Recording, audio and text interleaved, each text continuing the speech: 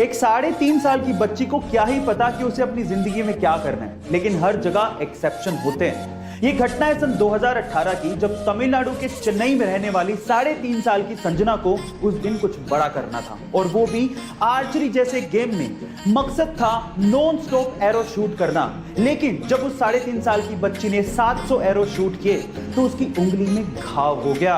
उसके हाथों से खून निकलता देख आसपास के लोगों ने उसे रुकने को कहा, लेकिन सरप्राइजिंगली संजना ने रुकने से मना कर दिया और 3 घंटे 27 मिनट लगातार एरो शूट करने के बाद 1111 एरो शूट करके उसने वर्ल्ड रिकॉर्ड बना दिया। गाइस, आपको क्या लगता है कि 9 साल की छोटी सी उम्र का बच्चा अपनी पढ़ाई में कौन सी क्लास तक पहुंचा होगा?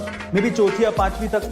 लेकिन इस दुनिया में एक बच्चा ऐसा भी है जो कि 9 साल की उम्र में ग्रेजुएट होने जा रहा है। जी हाँ गाइस, आप ठीक सुन रहे हैं, और वो भी इलेक्ट्रिकल इंजीनियरिंग जैसे सब्जेक्ट में। उस बच्चे ने 4 साल की उम्र में स्कूल जाना शुरू किया था और अपने 5 साल की स्कूल की पढ़ाई को उसने मात्र 12 महीने में ही खत्म कर दिया था।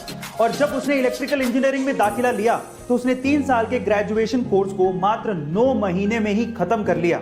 नीदरलैंड के इनहोवर यूनिवर्सिटी ऑफ टेक्नोलॉजी से वो लड़का ग्रेजुएट होकर दुनिया का सबसे यंगेस्ट ग्रेजुएट बनने जा रहा है। इसका IQ लेवल 145 बताया जा रहा है और इसकी तुलना एल्बर्ट आइंस्टाइन और स्टीवन हॉकिंग से की जा रही है।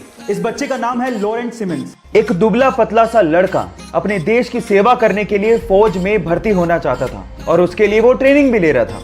इतने में ही वहां पर आए एक फौज के जनरल ने उसे देखकर उसके सिलेक्टर को कहा कि तुमने इसको सेलेक्ट क्यों किया है, ये फौज में भर्ती होने लायक नहीं है। और इस चीज को प्रूव करने के लिए उस जनरल ने एक ग्रेनेड उस ट्रेनिंग ले रहे ग्रुप के बीच में फेंक दिया।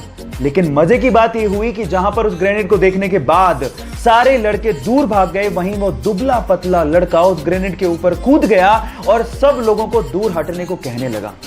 हालांकि वो ग्रेनेड नकली था, लेकिन इस घटना को देख के उस जनरल को समझ में आ गया था कि कद काठी होने से कुछ नहीं होता, साहस यानी कि जिगरा जिसके पास होता है, महान वही बनता है। सिर्फ क्रिकेट ही वो वजह नहीं है जिसकी वजह से सचिन तेंदुलकर को क्रिकेट का भगवान कहा जाता है, बल्कि इसके पीछे की एक और बड़ी वजह है, और वो है वैल्यूज। इसे एक एग्जांपल से मैं आपको समझाने की कोशिश करता हूं। जब 1996 के वर्ल्ड कप में बहुत सारी टोबैको और सिगरेट कंपनीज क्रिकेटर्स को एंडोर्समेंट के लिए या फिर एडवर्टीजमेंट के लिए अप्रोच कर रही थी, तो बहुत से नामी क्रिकेटरों ने इन्हीं सिगरेट और टोबैको कंपनीज के स्टिकर लगा लगा के बैटिंग की थी और इन कंपनीज को एंडोर्स किया था। लेकिन सचिन तेंदुलकर ने ऐसा नहीं किया।